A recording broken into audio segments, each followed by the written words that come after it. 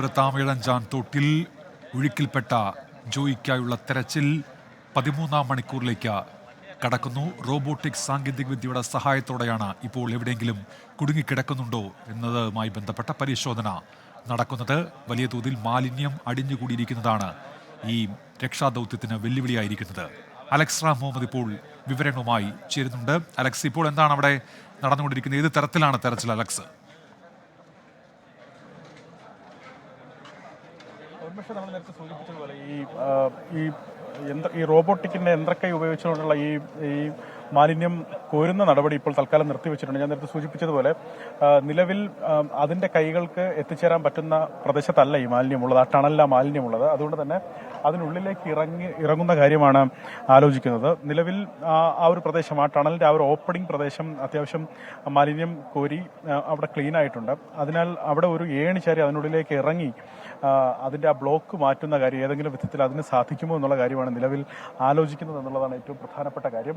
അതിൽ തന്നെ ഞാൻ നേരത്തെ സൂചിപ്പിച്ചു, ഈ ജില്ലാ കളക്ടർ അടക്കമുള്ളവർ NDRFന്റെ നേവിയുടെയും സേവനം തേടിയിട്ടുണ്ട്. അതിൽ ദേശീയ ദുരന്ത പ്രതികരണ സേന NDRF ഇവിടേക്ക് പുറപ്പെട്ടിട്ടുണ്ടെന്നാണ് മനസ്സിലാക്കുന്നത്. അവർ തിരുവല്ലയിൽ നിന്നാണ് അവർ പുറപ്പെട്ടിട്ടുള്ളത്. അവർ എന്താണെങ്കിലും രാത്രി വൈകി ഇവിടേക്ക് എത്തിച്ചേരുമെന്നാണ് മനസ്സിലാക്കുന്നത്. പക്ഷേ ഇന്ന് അവരുടെ ഈ രക്ഷാപ്രവർത്തന ദൗത്യം ഉണ്ടാകാൻ സാധ്യത കുറവാണ്. കാരണം അവർ ഇവിടെ വന്ന് ഈ വിഷയം പരിശോധിക്കും, ഈ പ്രദേശം പരിശോധിക്കും. അതിനുശേഷമായിരിക്കും അവർ അവരുടെ ആക്ഷനിലേക്ക് കടക്കുക. അതെന്താണെങ്കിലും അതിന് സമയമെടുക്കും എന്നുള്ളതാണ് നമ്മൾ മനസ്സിലാക്കുന്നത്.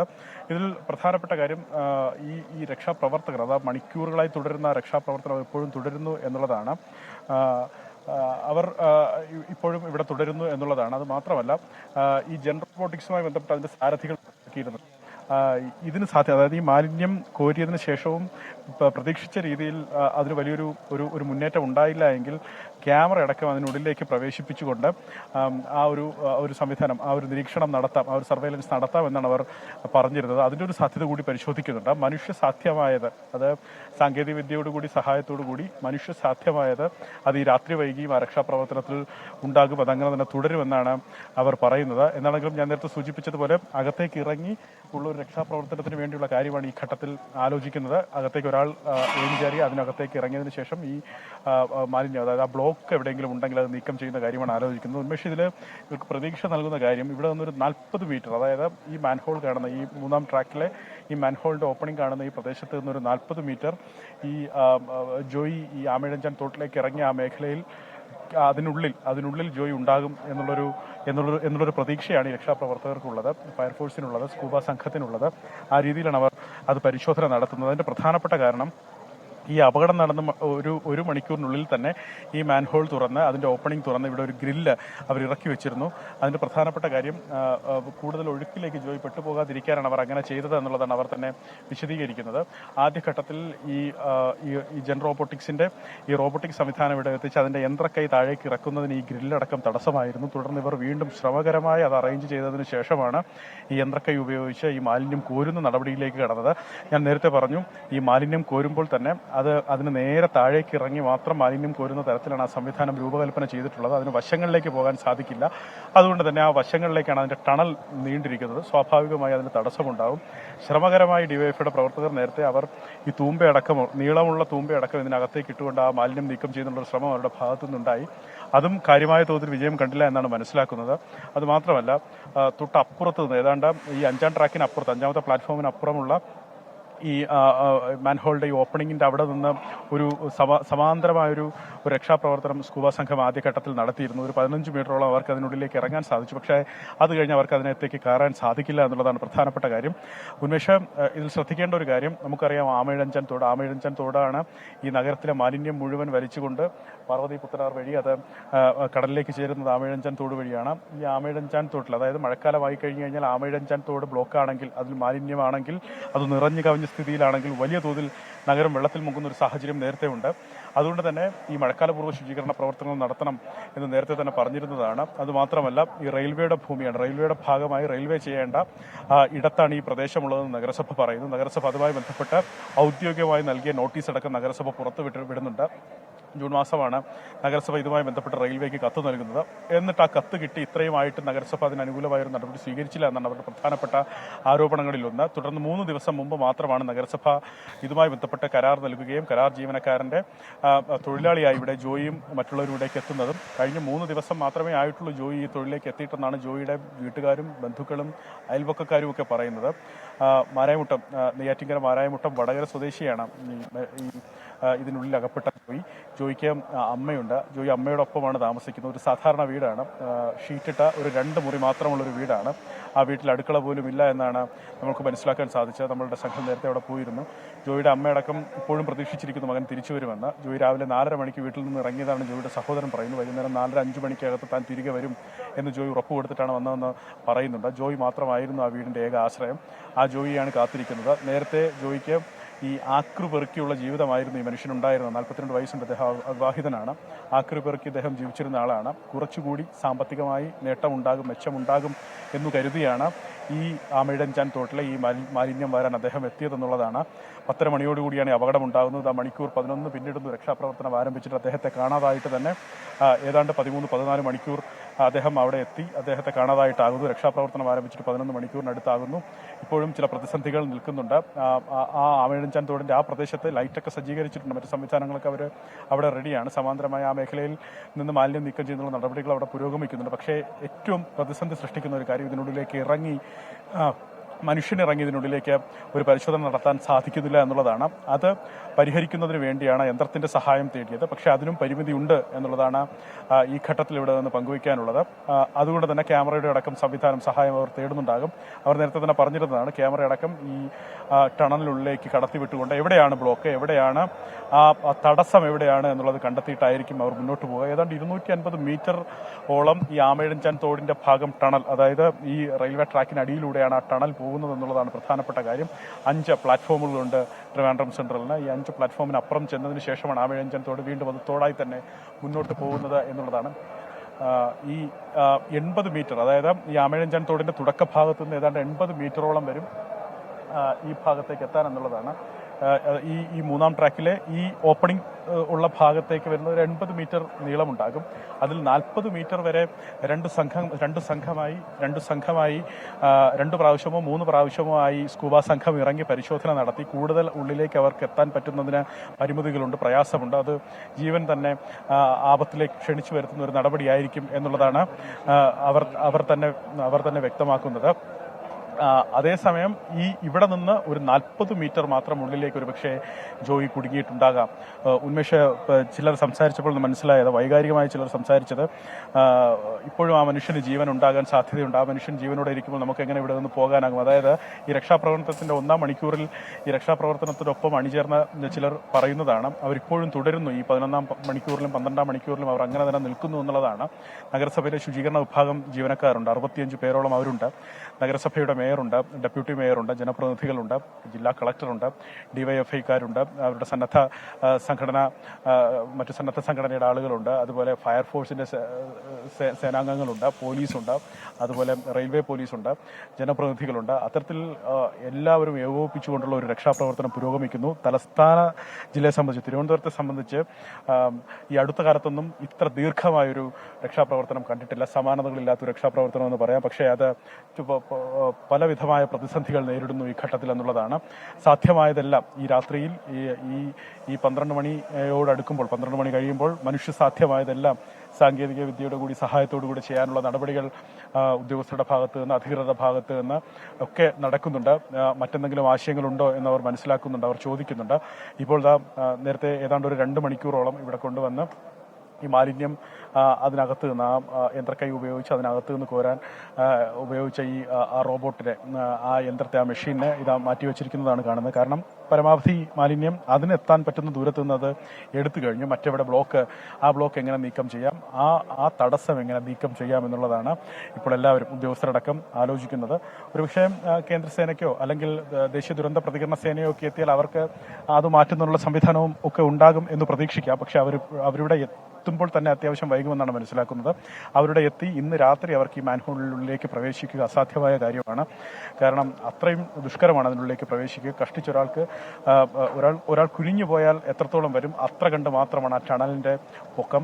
അതുമാത്രമല്ല, പലയിടത്തും മാലിന്യം കുമിഞ്ഞു കൂടിയിട്ടുണ്ട്, മാലിന്യം ബ്ലോക്കായിട്ടുണ്ട്, വെള്ളം പോലും ഒഴുകിപ്പോകാത്ത സാഹചര്യം പലയിടത്തുമുണ്ട്. അവിടെ എന്ത് വിശ്വസിച്ചിറങ്ങും എന്നുള്ളത് ഈ രാത്രി അത്ര ശ്രമകരമായ, അത്രയും ബുദ്ധിമുട്ടുള്ള കാര്യമാണ്. അതുകൊണ്ട് തന്നെ NDRF ഇന്ന് രാത്രി ആ ഉദ്യമത്തിന് മുതിരും എന്ന് കരുതുക വയ്യ. അവർ സ്ഥലത്തെത്തുമെന്ന് പറഞ്ഞിരുന്നു. സ്ഥലത്തെത്തി അവർ പ്രാഥമിക പരിശോധന നടത്തും. എന്തു ചെയ്യാനാകും എന്നുള്ളത് പരിശോധിക്കും. എങ്ങനെയാണ് അപകടം ഉണ്ടായതെന്ന് പരിശോധിക്കും. ഈ ടണലിന്റെ അടക്കമുള്ള മാപ്പ് അവർ ഒരുപക്ഷെ പരിശോധിക്കും. അതിനുശേഷമായിരിക്കും നാളെ രാവിലെയോടുകൂടിയായിരിക്കും രാവിലെ തന്നെ അവർ ഈ രക്ഷാപ്രവർത്തനം ആരംഭിക്കുക. ഇന്ന് ജോയിയെ കണ്ടെത്താനായില്ലെങ്കിൽ അതായിരിക്കും അതിന്റെ സാധ്യമായൊരു നടപടി എന്നാണ് മനസ്സിലാക്കുന്നത്. പക്ഷേ ഇന്ന് രാത്രി എത്ര വൈകിയാലും തങ്ങൾ ഇവിടെ തുടരും, സാധ്യമായതൊക്കെ ചെയ്യും എന്നാണ് ഈ മനുഷ്യർ, ഇവിടെ കൂടിയിരിക്കുന്ന ജീവനക്കാർ, ഉദ്യോഗസ്ഥർ, സേനാംഗങ്ങൾ, ഡിവൈഎഫ്ഐയുടെ സന്നദ്ധ പ്രവർത്തകർ ഒക്കെ ഒരേ സ്വരത്തിൽ പറയുന്നു. എന്താണെങ്കിലും അത് തുടരുന്നു, ആ രക്ഷാപ്രവർത്തനം തുടരുന്നു. ആലോചനകൾ പല വിധത്തിൽ പുരോഗമിക്കുന്നു. ഇവിടെ നിന്ന് ഉദ്യോഗസ്ഥർ അതുമായി ബന്ധപ്പെട്ട ചർച്ചകൾ നടത്തുന്നുണ്ട്. ജില്ലാ കളക്ടർ ഇവിടെയുണ്ട്, ക്യാമ്പ് ചെയ്യുന്നുണ്ട്. ഒപ്പം മേയർ ക്യാമ്പ് ചെയ്യുന്നുണ്ട്, ഡെപ്യൂട്ടി മേയർ ക്യാമ്പ് ചെയ്യുന്നുണ്ട്. മണിക്കൂറുകളായി ഉദ്യോഗസ്ഥരെല്ലാം ഇവിടെയുണ്ട്. സാധ്യമായത് എന്താണ് എന്നുള്ളതാണ് അവർ ആലോചിക്കുന്നത്. ഉന്മേഷ, എന്താണെങ്കിലും ഒരു പ്രതീക്ഷ അവർ ഇപ്പോഴും വെച്ച് പുലർത്തുന്ന ജോയിയെ അവശേഷിക്കുന്ന ജീവനോടെങ്കിലും ഇവിടെ നിന്ന് പുറത്തെടുക്കാനാകുമെന്നൊരു പ്രതീക്ഷ അവർ വെച്ച് പുലർത്തുന്നുണ്ട്. ആ വിശ്വാസത്തോടു കൂടിയാണ് ഈ രക്ഷാപ്രവർത്തനം ഈ മണിക്കൂറിലും, ഈ 12-ാം മണിക്കൂറിലും തുടരുന്നത്. ഉന്മേഷ, അലക്സ് റാം മുഹമ്മദാണ് ഇപ്പോൾ വിവരങ്ങൾ നൽകിക്കൊണ്ടിരിക്കുന്നത്. ഹരികൃഷ്ണൻ കൂടി ചേരുന്നുണ്ട്. ഹരികൃഷ്ണൻ, ഇപ്പോൾ അലക്സ് സൂചിപ്പിച്ച പോലെ തന്നെ റോബോട്ടിക് സാങ്കേതിക വിദ്യയുടെ സഹായത്തോടെയുള്ള തെരച്ചിലായിരുന്നു. ഇതിപ്പോൾ അത് താൽക്കാലികമായി നിർത്തുന്നു. പരമാവധി അതുകൊണ്ട് ശേഖരിക്കാവുന്ന മാലിന്യങ്ങളൊക്കെ ശേഖരിച്ച് കഴിഞ്ഞിരിക്കുന്നു. ഇനിയും അടുത്ത പ്ലാൻ എന്താണ് അവിടെ അവർ വിശദീകരിക്കുന്നത്? ഈ NDRF സംഘവും നേവി സംഘവും ഒക്കെ എത്താനുള്ള കാത്തിരിപ്പാണോ, അതോ മറ്റേതെങ്കിലും വഴികൾ ഇപ്പോൾ അവർ തേടുന്നുണ്ടോ? എന്താണ് ഇനി ഈ തെരച്ചിലിൽ ഉപയോഗിക്കാൻ പോകുന്ന രീതി എന്താണ് ഹരികൃഷ്ണൻ? ഉന്മേഷം, നമ്മൾ മനസ്സിലാക്കുന്ന കാര്യം ഈ റോബോട്ടിക് സാങ്കേതിക വിദ്യയുടെ റോബോട്ടിക് സാങ്കേതിക വിദ്യ ഉപയോഗിച്ചുകൊണ്ട് ഈ മാലിന്യം കോരി മാറ്റുന്ന താൽക്കാലികമായി നിർത്തിവെച്ചിരിക്കുന്നു എന്നുള്ളതാണ്.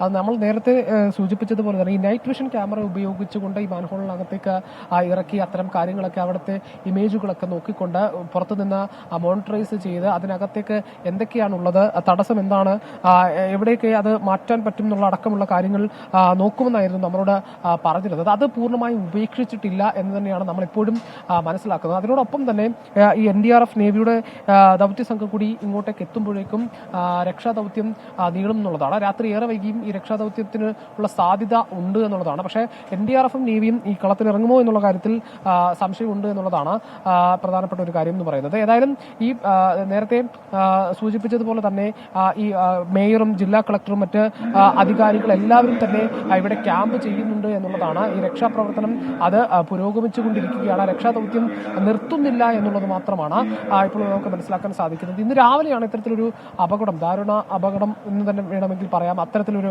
അപകടം ഉണ്ടായത് എന്നുള്ളതാണ്. ഈ ശുചീകരണ പ്രവർത്തനങ്ങൾക്കായി ഇവിടേക്ക് ഈ ആമേഴിഞ്ചാൻ തോട്ടിലേക്ക് ഇറങ്ങിയ ഈ തൊഴിലാളിയെ മാരായമുട്ടം സ്വദേശിയായിട്ടുള്ള ജോയിയെ കാണാതാകുന്നത് എന്നുള്ളതാണ്. തിരുവനന്തപുരം നഗരത്തിൽ ഇന്ന് രാവിലെ മുതൽ ശക്തമായ മഴ പെയ്തു. ആ മഴ വിലനായി എന്നുള്ളതാണ് മനസ്സിലാക്കേണ്ടത്. ഈ മഴയ്ക്കൊപ്പം ഈ ആമേഴിഞ്ചാൻ തോട്ടിലുള്ള അടിയൊഴുക്ക് ശക്തമായതോടുകൂടിയാണ് ഇയാൾ ഒഴുക്കിൽപ്പെട്ടത് എന്നുള്ളതായിരുന്നു ആദ്യം മുതലുണ്ടായിരുന്ന നിഗമനം എന്നുള്ളത്. പിന്നീട് ഈ കൂടെയുള്ള അടക്കമുള്ള ആളുകൾ കൂടെയുള്ള തൊഴിലാളികൾ അടക്കം നമ്മളോട് പറഞ്ഞൊരു കാര്യം എന്ന് പറയുന്നത്, ഈ ജോയിയോട് കയറാൻ ആവശ്യപ്പെട്ടിരുന്നെങ്കിലും പെട്ടെന്ന് അപ്രതീക്ഷിതമായി വന്ന മഴയിൽ അതിന് സാധിച്ചില്ല. അങ്ങനെയാണ് ഈ ടണലിനകത്തേക്ക് ജോയി പെടുന്നത് എന്നുള്ളതാണ്. ആ സമയം മുതൽ ഏതാണ്ട് 12 മണിക്കൂർ പിന്നിടുമ്പോഴും ഈ രക്ഷാദൗത്യം നീളുന്നുണ്ട് എന്നുള്ളതാണ്. ഫയർഫോഴ്സ്, സ്കൂബ സംഘം, അങ്ങനെ എല്ലാവരും ഇവിടെ എത്തി ഇത്തരത്തിൽ രക്ഷാദൗത്യം നടത്തി എന്നുള്ളതാണ്. സാധ്യമായതെല്ലാം ചെയ്തു എന്നുള്ളത് തന്നെയാണ് ഏറ്റവും പ്രധാനപ്പെട്ട കാര്യം. പല പ്രതിസന്ധികളും അതിജീവിച്ചാണ് ഇത്തരത്തിൽ ഈ രക്ഷാദൗത്യം മുന്നോട്ട് കൊണ്ടുപോയത്. ആദ്യം ഈ മഴയുണ്ടായി, പിന്നീട് ഈ തോട്ടിലെ നീരൊഴുക്ക് കൂടുന്നൊരു സാഹചര്യം ഉണ്ടായി. അതിനൊക്കെ ഏറ്റവും വെല്ലുവിളിയായി നിന്നത് മാലിന്യമാണ്. ആ സമയം മുതൽ ഈ സ്കൂബ സംഘം ഈ നഗരസഭാ കോർപ്പറേഷൻ ജീവനക്കാരോടും അധികാരികളോടും പറയുന്ന ഏറ്റവും പ്രധാനപ്പെട്ട കാര്യം ഈ മാലിന്യ കൂമ്പാരം അതാണ് ഈ പ്രതിസന്ധിയാകുന്നത്, വെല്ലുവിളിയാകുന്നത് എന്നുള്ളതാണ്. അത് നീക്കാനുള്ള ഘട്ടമായിരുന്നു. പിന്നീട് അത് വല ഉപയോഗിച്ചുകൊണ്ട് നീക്കാനുള്ള സാഹചര്യങ്ങൾ, പിന്നീട് JCB ഹിറ്റാച്ചി കൊണ്ടുവന്ന ഈ നെറ്റ് മുറിച്ച് അവിടെ ഒരു ഗ്രീൻ നെറ്റ് അടിച്ചിട്ടുണ്ടായിരുന്നു, അത് മുറിച്ച് അതിനകത്തേക്ക് ഇറങ്ങി ഇത്തരത്തിൽ മാലിന്യം കോരി മാറ്റുന്ന സാഹചര്യം. മാലിന്യം കോരി മാറ്റുന്നതിനനുസരിച്ച് മാലിന്യം വന്നുകൊണ്ടേയിരുന്നു എന്നുള്ളതാണ്. പല രീതിയിലും ഈ ടണലിനകത്തേക്ക് ഇറങ്ങാൻ ഈ വൈദഗ്ധ്യം സിദ്ധിച്ച, ഇതുമായി ബന്ധപ്പെട്ട് വിദഗ്ധരായ ആളുകൾ അതിനകത്തേക്ക് ഇറങ്ങാൻ ശ്രമിച്ചു. അങ്ങനെ 40 മീറ്ററോളം അകത്തേക്ക്, ഈ പ്രവേശന മുഖത്തു നിന്ന് 40 മീറ്ററോളം അകത്തേക്ക് പോകാനായി നോക്കി. പക്ഷേ അതിനുശേഷം അവർക്ക് കടക്കാൻ കഴിഞ്ഞില്ല. കാരണം ആ സമയത്ത് ഒരു മനുഷ്യന് കയറി ചെല്ലാവുന്നതിനേക്കപ്പുറം ചെളിയും മാലിന്യവും വെള്ളവും അവിടെ ആ ടണലിന് താഴെ അടിഞ്ഞുകൂടി എന്നുള്ളതാണ്. അത് പിന്നീട് അതിന്റെ എൻഡിൽ, അതായത് അതിന്റെ അവസാന ഭാഗത്ത് ഈ 5-ാം നമ്പർ പ്ലാറ്റ്ഫോമിനോട് അടുത്ത് ആവയഴിഞ്ഞത്തോട് മൊത്തം ഈ തരത്തിൽ തമ്പാനൂർ റെയിൽവേ സ്റ്റേഷൻ ഏതാണ്ട് 250 മീറ്റർ നീളമുണ്ട്. അതിന്റെ അവസാന ഭാഗത്തു നിന്നും അകത്തേക്ക് ഈ തരത്തിൽ ഈ ജോയിയുടെ എന്തെങ്കിലും ഉണ്ടോ എന്നറിയാൻ, ജോയിയെ കാണുന്നതിന് വേണ്ടിയിട്ട് അല്ലെങ്കിൽ ജോയിയെ രക്ഷിക്കുന്നതിന് വേണ്ടിയിട്ട് അവിടെ നിന്ന് നോക്കി. 15 മീറ്ററോളം അകത്തേക്ക് പോകാൻ സാധിച്ചുള്ളൂ. അവിടെയും ഈ തരത്തിൽ ഒരാൾ പൊക്കത്തിൽ ചെളിയും തരത്തിൽ മാലിന്യവും ഉണ്ടായി. മാത്രമല്ല ഇരുട്ടും, ടണലിനകത്ത് ഇരുട്ടും ഉണ്ടായി. അതിനോടൊപ്പം തന്നെ ഈ തമ്പാനൂർ റെയിൽവേ സ്റ്റേഷനിൽ ട്രെയിനുകൾ വന്നു പോകുന്നതും ഈ തരത്തിൽ രക്ഷാദൌത്യത്തിന് വെല്ലുവിളിയായി എന്ന് വേണം പറയാൻ. പക്ഷെ എന്നിട്ടും ഈ രക്ഷാദൌത്യത്തിൽ നിന്ന് ഇവരാരും തന്നെ പിന്മാറിയില്ല എന്നുള്ളത് തന്നെയാണ്. ജോയിയെ കണ്ടെത്തുന്നതിനായി വീണ്ടും പരിശ്രമിച്ചുകൊണ്ടിരുന്നു. അതിൽ മനുഷ്യസാധ്യമായതെല്ലാം കഴിഞ്ഞതിനു ശേഷം റോബോട്ടിക് സാങ്കേതിക വിദ്യ ഉപയോഗിച്ചു. ആ റോബോട്ടിക് ഹാൻഡ് കൊണ്ട് ഏതാണ്ട് ഈ മാൻഹോളിലെ 3-ാം നമ്പർ പ്ലാറ്റ്ഫോമിലെ ഈ മാലിന്യങ്ങൾ കോരിമാറ്റുന്ന പ്രവർത്തികളാണ് പിന്നീട് നടന്നത്. ഏതാണ്ട് 2-2.5 മണിക്കൂറോളം അതുകൊണ്ട് ചെയ്യാൻ പറ്റുന്ന മാക്സിമം മാലിന്യങ്ങൾ അത് വലിച്ച് മാൻഹോളിൽ നിന്നും കോരി മാറ്റിയിട്ടുണ്ട്. പക്ഷെ എന്നിട്ടും അവിടെ അത്രയും വലിയ മാലിന്യം ഉണ്ട്, മാലിന്യ കൂനയുണ്ട് എന്നുള്ളതാണ് മനസ്സിലാക്കാൻ സാധിക്കുന്നത്. ഏതായാലും അവർ വിചാരിച്ചതുപോലെ ഇത്തരത്തിൽ ഒഴുക്ക് സുഗമമാകുമെന്നായിരുന്നു, ഈ മാലിന്യം നീക്കിയാൽ ഒഴുക്ക് സുഗമമാകുമെന്നായിരുന്നു ഒരു നിഗമനം എന്നുള്ളത്. പക്ഷേ മാലിന്യം നീക്കുന്നതിനനുസരിച്ച് കൂടുന്നതല്ലാതെ ഈ തരത്തിൽ വിചാരിച്ച പോലെ ഒരു സംഗതിയിലേക്ക് എത്തിയില്ല. അതൊരു ആശങ്കയിൽ ആഴ്ത്തിയിരിക്കുന്ന ഒരു സാഹചര്യമാണ് ഇപ്പോഴുള്ളത് എന്നുള്ളതാണ്. എന്തായാലും അതിനുശേഷമാണ് ജില്ലാ കളക്ടർ അടക്കം NDRF-നോടും നേവിയോടും ഈ സഹായം ആവശ്യപ്പെടുന്നത്. അവർ രാത്രി വൈകിയും ഇവിടെ എത്തും, ഈ കാര്യങ്ങളൊക്കെ പഠിക്കും, മനസ്സിലാക്കും, രക്ഷാദൌത്യത്തിന് ഇറങ്ങും എന്നാണ് നമ്മൾ മനസ്സിലാക്കാൻ സാധിക്കുന്നത്. രാത്രി ഇറങ്ങുമോ എന്നതിൽ സംശയമുണ്ട്. പക്ഷേ എങ്കിലും അവർ സാധ്യമായതെല്ലാം ചെയ്യും എന്ന് തന്നെയാണ്. അവർക്ക് അവരുടെ വലിയ ഉപകരണങ്ങളും മറ്റു കാര്യങ്ങളും ഒക്കെ ഉപയോഗിച്ചുകൊണ്ട്, ജാഗ്രതാ നിർദ്ദേശങ്ങളും സുരക്ഷാ മുൻകരുതലുകളും ഒക്കെ ഉപയോഗിച്ചുകൊണ്ട് തന്നെ ഇതിനകത്തേക്ക് ഇറക്കും എന്നുള്ളത് മാത്രമാണ്. അത് മാത്രവുമല്ല, ഈ ജില്ലാ കളക്ടർ ഈ റെയിൽവേയുമായി ഇത്തരത്തിൽ ചർച്ചകൾ നടത്തുന്നുണ്ട്. എന്താണ് ഇനി സാധ്യമായത് എന്നുള്ളതാണ്. ഏറ്റവും വലിയൊരു വിമർശനം ആദ്യം മുതൽ തന്നെ റെയിൽവേ ആണ്. കാരണം ഇത്തരമൊരു സംഭവം ഉണ്ടായിട്ടും റെയിൽവേയുടെ ഭാഗത്തു നിന്ന് ഒരു ഔദ്യോഗിക പ്രതികരണമോ മറ്റും ഉണ്ടായില്ല എന്ന തരത്തിലുള്ള വിമർശനങ്ങൾ ഉണ്ടായിരുന്നു. ARDM വരെ വന്നിട്ട് ഈ തരത്തിൽ ഇതിനോട് പ്രതികരിക്കാത്ത ഒരു സാഹചര്യം കൂടി ഉണ്ടായിരുന്നു. അത്തരത്തിലുള്ള പ്രശ്നങ്ങളൊക്കെ നിലനിൽക്കുന്നുണ്ട്. അതുകൊണ്ട് തന്നെ ഈ റെയിൽവേയുമായും ഒരു സഹകരണം അല്ലെങ്കിൽ അത്തരത്തിലൊരു ചർച്ച ഉണ്ടാകുന്നുണ്ട്. ഇനി എന്താണ് ഈ തമ്പാനൂർ റെയിൽവേ സ്റ്റേഷന്റെ ഈ ആവയഴിച്ചാൻ തോടിന്റെ ഈ ഭാഗത്ത് നിന്ന് ഈ ജോയിയെ കണ്ടെത്താൻ അല്ലെങ്കിൽ ഈ മനുഷ്യനെ കണ്ടെത്താൻ എന്താണ് നമുക്ക് ചെയ്യാൻ കഴിയുന്നത് എന്ന തരത്തിലുള്ള ചർച്ചകൾ പുരോഗമിക്കുകയാണ്. എന്താണ് ചെയ്യാൻ കഴിയുന്നത് എന്നുള്ളത് ഈ 12 മണിക്കൂർ കൊണ്ട് സാധ്യമായതെല്ലാം ഈ വെല്ലുവിളികളെ അതിജീവിച്ച്, പ്രതിസന്ധികളെ അതിജീവിച്ച് പറ്റാവുന്നതെല്ലാം ചെയ്തു എന്നുള്ളതാണ്. രാവിലെയാണ് ഇത്തരത്തിലൊരു അപകടം ഉണ്ടായത് എന്നുള്ളതാണ്. ഇതിലെ ഏറ്റവും പ്രധാനപ്പെട്ട ഒരു കാര്യം, ഇതിലെ രാഷ്ട്രീയ ആരോപണങ്ങളും പ്രത്യാരോപണങ്ങളും ഒക്കെ നമ്മൾ കേട്ടതാണ്. പരസ്പരം റെയിൽവേയും കോർപ്പറേഷനും പഴിചാരുന്നതും അതുമാത്രമല്ല പ്രതിപക്ഷം അടക്കം ഇത്തരത്തിൽ പഴിചാരുന്നതും ഒക്കെ നമ്മൾ കേട്ടതാണ്. അത് ഈ രാഷ്ട്രീയപരമായ ആയുധം കൂടി ആകുന്നുണ്ട് ഇത്തരത്തിലുള്ളതെന്നുള്ളതാണ്. പക്ഷേ ഒരാൾക്കും ഇതിന്റെ ഉത്തരവാദിത്തത്തിൽ നിന്ന് പിന്മാറാൻ കഴിയില്ല എന്നുള്ളതാണ്. ഈ മാലിന്യം കൊണ്ടിട്ട ജനങ്ങളടക്കമുള്ളവർക്ക് ഇതിൽ ഉത്തരവാദിത്വം ഉണ്ടെന്നുള്ളത് തന്നെയാണ് ഏറ്റവും പറയാനുള്ള ഒരു പ്രധാനപ്പെട്ട കാര്യം എന്ന് പറയുന്നത്. കാരണം തിരുവനന്തപുരം നഗരത്തിന്റെ എല്ലാ അഴുക്കുകളും എല്ലാ മാലിന്യങ്ങളും ഈ ആമയഴിച്ചാൻ തോട്ടിൽ വന്നടിഞ്ഞു കൂടുന്നു എന്നുള്ളതാണ്. ഇത് ചെന്ന് കയറുന്നത്, ഇത് ഒഴുകി എത്തുന്നത് പാർവതി പുത്തനാറിലേക്കാണ്. അത് ഈ റെയിൽവേ പ്ലാറ്റ്ഫോമിന്റെ അടിയിൽ കൂടിയാണ്. ഈ റെയിൽവേ പ്ലാറ്റ്ഫോമിൽ മാത്രം ഏതാണ്ട് 250 മീറ്റർ നീളമാണ് ഈ തരത്തിൽ ആമയഴിച്ചാൻ തോടുള്ളത്. അത് പക്ഷേ വൃത്തിയാക്കാത്തതുകൊണ്ട്, കാലാകാലങ്ങളിൽ കൃത്യമായി വൃത്തിയാക്കാത്തതുകൊണ്ട്, മഴക്കാലപൂർവ്വ ശുചീകരണം നടത്താത്തത് കൊണ്ടും സംഭവിച്ച അപകടം എന്ന് തന്നെ വേണം പറയാൻ. കാരണം ഏതാണ്ട് നമ്മൾ മനസ്സിലാക്കുന്ന ഒരു കാര്യം എന്ന് പറയുന്നത്, കൃത്യമായി ഇത് ഒരു മാറ്റിയിരുന്നെങ്കിൽ, ഈ മാലിന്യങ്ങളൊക്കെ മാറ്റാൻ കഴിഞ്ഞിരുന്നെങ്കിൽ ഒരുപക്ഷെ ഇത്തരത്തിലൊരു അപകടം ഉണ്ടാകുകയില്ലായിരുന്നു എന്നുള്ളതാണ് നമ്മൾ മനസ്സിലാക്കേണ്ട ഏറ്റവും പ്രധാനപ്പെട്ട കാര്യം എന്നുള്ളതാണ്. ഇപ്പോഴും ഈ ആവേലിച്ചാൽത്തോട്ടിൽ ചെന്ന് കഴിഞ്ഞാൽ നമുക്ക് കാണാൻ കഴിയുന്ന ഒരു കാര്യം, നമ്മൾ ഈ ഹിറ്റാച്ച് വെച്ചും JCB വെച്ചും ഒക്കെ കോരി മാറ്റിയ മാലിന്യത്തിനപ്പുറം വീണ്ടും മാലിന്യങ്ങൾ വന്നടിയുന്ന സാഹചര്യമാണ്. ഇത് രാത്രി മഴ പെയ്യുകയോ അല്ലെങ്കിൽ നീരൊഴുക്ക് കൂടുകയോ ചെയ്തു കഴിഞ്ഞാൽ ഈ തടഞ്ഞു നിൽക്കുന്ന മാലിന്യം അത് വീണ്ടും അവിടേക്ക് വരും എന്നുള്ളതാണ്. അതായത് കോരി മാറ്റിയത് എത്രയോ ഉണ്ടോ അതിനേക്കാൾ എത്രയോ ഇരട്ടി മാലിന്യമാണ് ആമേഴഞ്ചാത്തോട്ടിൽ വീണ്ടും വന്നടിയുന്നത് എന്നുള്ളത് തന്നെയാണ്. ഏതായാലും ഇത് ഓരോരുത്തർക്കും ഇതിൽ ഉത്തരവാദിത്വം ഉണ്ട് എന്നുള്ളതാണ്. ആർക്കും ഇതിന്റെ ഉത്തരവാദിത്വത്തിൽ നിന്ന് പിന്മാറാൻ കഴിയില്ല.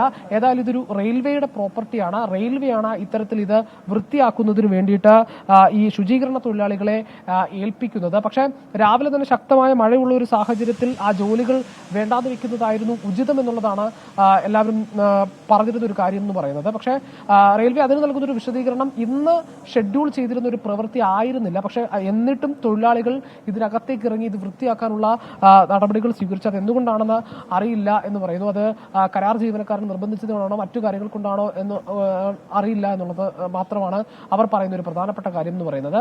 ഏതായാലും ഇത്തരത്തിൽ ഒരു അപകടം ഉണ്ടായപ്പോൾ നാടൊന്നിക്കുന്ന ഒരു കാഴ്ച, രക്ഷാദൌത്യം രാത്രി ഏറെ വൈകിയും നീളുന്ന ഒരു കാഴ്ച, രാവിലെ മുതൽ ഉണ്ടായിരുന്ന സ്കൂബ ടീം, അതേപോലെ തന്നെ ഫയർഫോഴ്സ് ഉദ്യോഗസ്ഥർ, പോലീസ്, മറ്റു കോർപ്പറേഷൻ ജീവനക്കാർ അടക്കമുള്ളവർ ഇപ്പോഴും ഇവിടെയുണ്ട്. ജനപ്രതിനിധികളും ജില്ലാ കളക്ടർ ജെറോമിക് ജോർജ് അടക്കം ഇവിടെയുണ്ട് എന്നുള്ളതാണ് നമ്മൾ മനസ്സിലാക്കേണ്ട പ്രധാനപ്പെട്ട ഒരു കാര്യം. അവർ ഈ രക്ഷാദൌത്യം നീളുകയാണ്, ചർച്ചകൾ പുരോഗമിക്കുകയാണ്, എന്താണ് ഇനി ചെയ്യാൻ കഴിയുന്നത് എന്നുള്ളതാണ്. അതിൽ ഏറ്റവും പ്രധാനപ്പെട്ട ഒരു കാര്യം, വൈകുന്നേരം വരെയും തിരുവനന്തപുരം നഗരത്തിൽ മഴയുണ്ടായിരുന്നു. ആ മഴ അല്പം മാറി നിന്ന സമയത്താണ് ഈ രക്ഷാദൌത്യത്തിന് പുതിയൊരു ഊർജ്ജം കിട്ടിയതെന്ന് വേണമെങ്കിൽ പറയാം.